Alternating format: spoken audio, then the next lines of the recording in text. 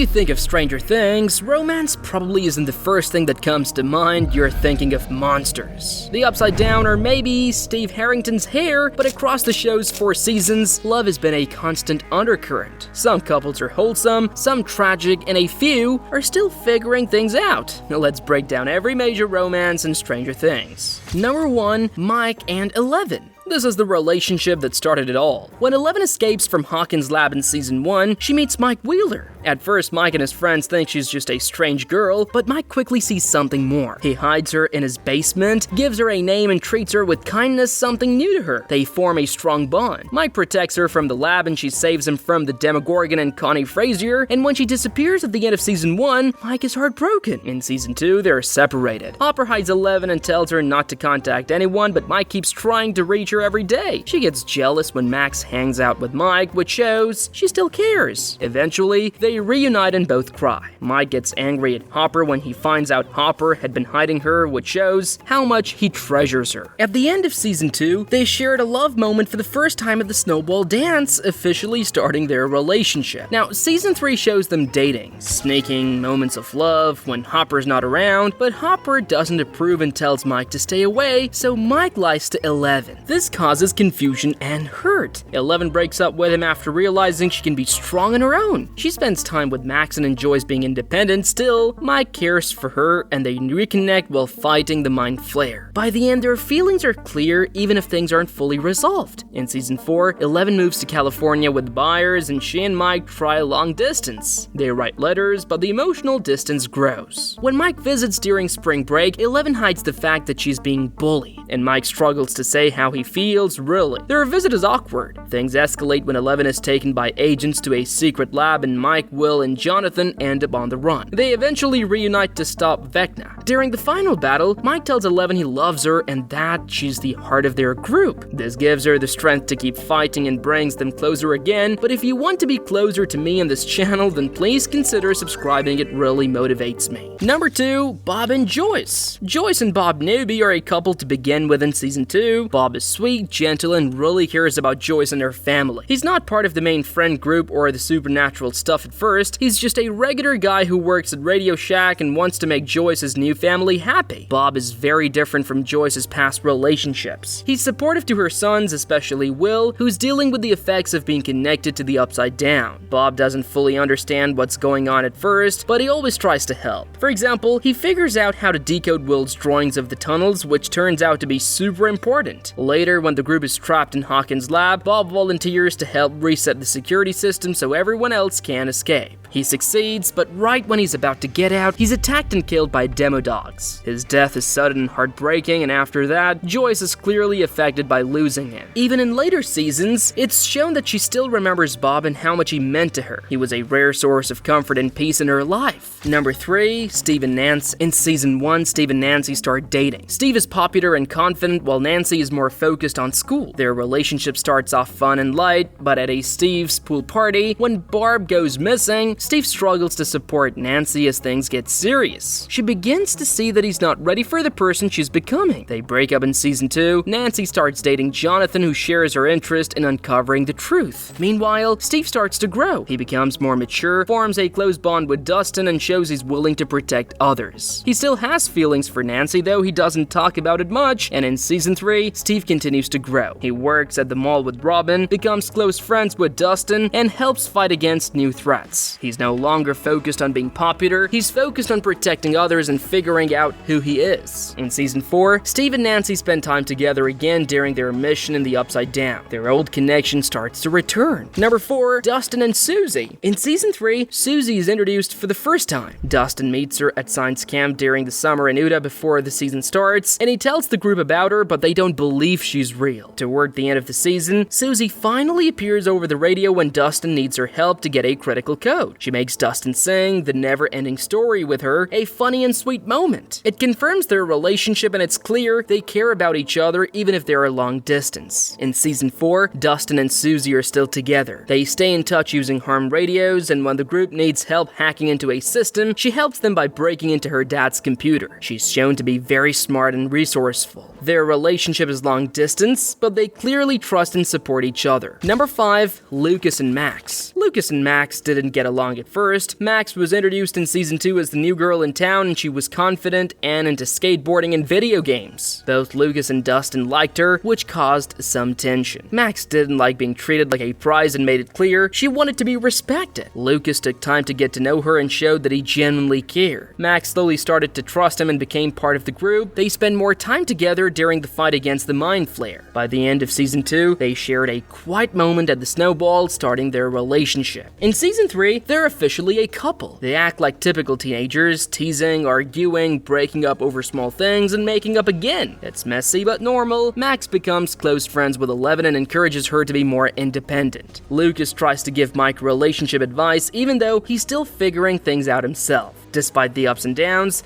Lucas and Max clearly like each other and have good chemistry. Season 4 is a turning point. After Billy's death, Max becomes distant and struggles with guilt and trauma. She starts pushing people away, including Lucas. Their fun and light connection is gone, replaced by silence and emotional distance. Lucas still cares and keeps trying to be there for her. He joins the basketball team to fit in but returns to help the group when things go wrong, especially for Max. Max becomes one of Vecna's main targets. She's haunted by painful memories and feels like she deserves to suffer. Lucas stays by her side and supports her through it, and during the final battle, Vecna attacks Max. She dies briefly, but Eleven brings her back using her powers. Max survives, but she's in a coma with serious injuries, and it's unclear if she will ever recover. Number 6, Steve and Robin. Robin is introduced in season 3 and quickly becomes a fan favorite. She's smart, honest, and often calls Steve's out. They work together at Scoops Ahoy and form a strong friendship while decoding Russian messages and escaping a secret base. Steve develops a crush on Robin, but later tells him something about her. Tammy Thompson's a girl. Steve. Yeah?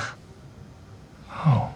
Instead of causing distance, it strengthens their friendship. From then on, they became one of the most supportive duos in the show. In season 4, Robin is still close with Steve and part of the group fighting Vecna. She starts to like a girl named Vicky who's kind and awkward. Robin is nervous about talking to her and shares her worries with Steve. By the end of the season, there are signs Vicky might like her too. She laughs at Robin's jokes and seems comfortable around her, and it's hard for Steve to come inside the picture, but everything is possible in Stranger Things. Number 7, Joyce and Hopper. Joyce and Hopper have had a connection since season 1. They went to high school together but lived very different lives as adults. Joyce became a single mom and Hopper became the police chief, still grieving his daughter's death. When Will disappears, Joyce is the only one who believes something strange is happening, and Hopper surprisingly believes her. They team up and uncover the truth together. By season 3, it's clear there's something more between them. Hopper asks Joyce on a date, but she cancels last minute to investigate a strange magnet issue. This causes tension between them, and they argue throughout the season. At the end of season 3, Hopper sacrifices himself to help close the gate under Starcourt Mall. Joyce is the one who turns the key, believing she's lost him. In season 4, it's revealed Hopper survived and is being held in a Russian prison. Joyce goes to great lengths to rescue him. They reunite, work together again, and finally share a moment. Number 8, Jonathan and Nancy. Jonathan and Nancy started off as an unlikely pair. In season 1, Jonathan was quiet and kept to himself, while Nancy was popular and dating Steve. But when Barb went missing and Will disappeared, they both started searching for answers. Their shared concern brought them together. They investigated the case, found clues, and set traps for the Demogorgon. By the end of season 1, they were close friends, and there were signs that their relationship could become something more. In season 2, their connection deepened. While exposing the lab's secrets,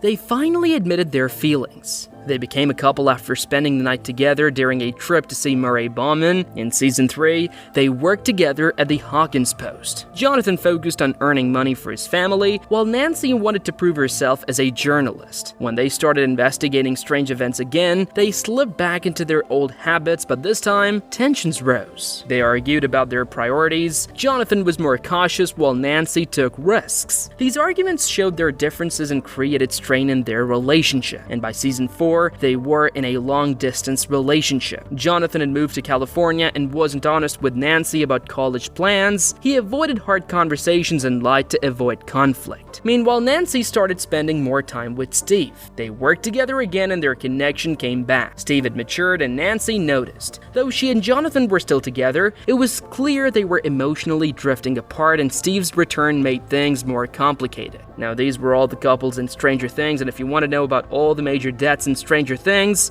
then click on this video, go ahead and click it.